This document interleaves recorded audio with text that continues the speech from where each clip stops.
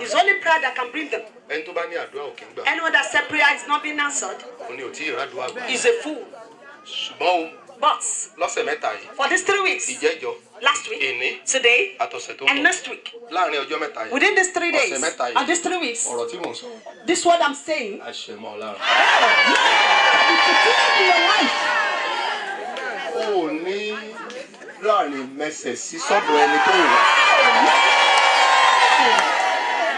Ẹni tó wà ò ní gbẹ̀mí ẹ̀. I'm not looking for will not take your life.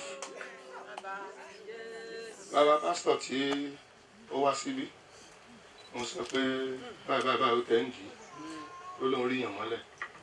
Tí mo sọ pé ó máa kú, ó ti kú báyìí.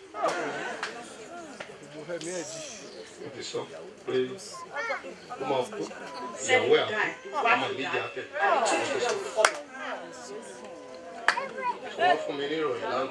He given our father the news yesterday that the man was old, and when he died, it's not a good.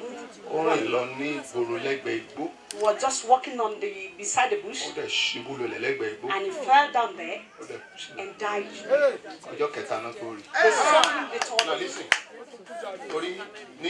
Because that day, our father told that the Spirit of the Lord said, as we are speaking now, they said the wife is now sick.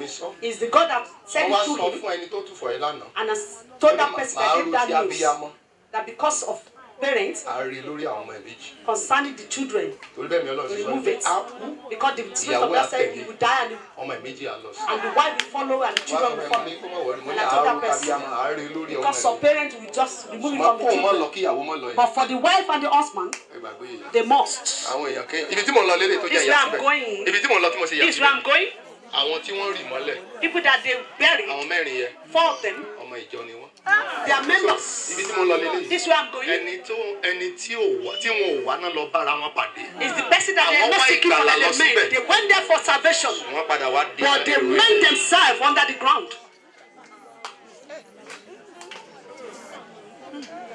When the Lord says, if it's the Lord that says it, no one can change it. It's a past tense. Stretch forth your hand.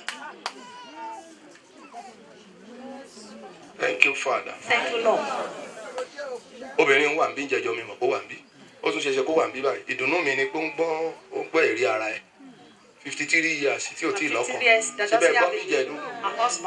So lẹ́yìn tá a sọ tẹ́lẹ̀ fún. After being prophesied upon. Lẹ́yìn tógun yẹn ṣẹ́. After the battle was ibi ìlójú yìí mo ti sọ tẹ́lẹ̀ fún. Pé kóṣù tó parí, aṣálábàápàdé ọkọ ẹ̀. Our own husband. Oṣù ò parí, ọ̀sẹ̀ The tó month has tẹ̀lé. the following week. Lẹ́ni tó ń wá. That the person was seeking for. Wọ́n jọ wá níṣẹ́ kan náà. They were together in the same Iṣẹ́ kan náà lọ́jọ́ wà. place. Ti For pẹ́ a long wọn ríra wọn. time, they didn't see themselves. Ẹ wá jẹ́ ìgbà tá a gbàdúrà. Why is it after the prayers Lẹ́ni ẹ̀ṣẹ̀ wá wò. that person just look at her? That this person is beautiful. Mo wá ní kí ló rí láwọn I said, what are you seeing in her? He says everything that I just love in her. Mo ló tán nù. He said, I'm okay with that. Tó bá ti jẹ́ gbogbo nǹkan ló láì. It's everything that you like. Ẹni tó ń wá. The person she's looking for. Láti 53 years ago. For 53 years ago. Wọ́n wá ríra wọn. They met themselves. Ẹnu yẹn mo fi sọ. It's just from this month. Mo tún fi sọ sáyé. And I'm saying it to your life. Ẹni tó ń wá. The person you are seeking for. Oṣù Máàṣì tó dé. Before the end of March. Kó yá kẹ́ lọ bára yẹn.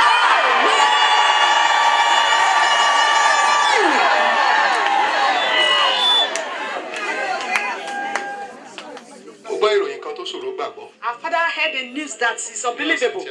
This last week. Ó ṣòro gbàgbọ́. It's unbelievable. Wọ́n ti gé ilé ọmọ ẹni yẹn. They've removed the womb of that person. Wọ́n ti gé. The fallopian tube. Ìkejì wọ́n ti gé. The second one has been removed. Bóyá wọ́n remove ẹ o, bóyá wọ́n tàǹbà pẹ̀lú ẹ.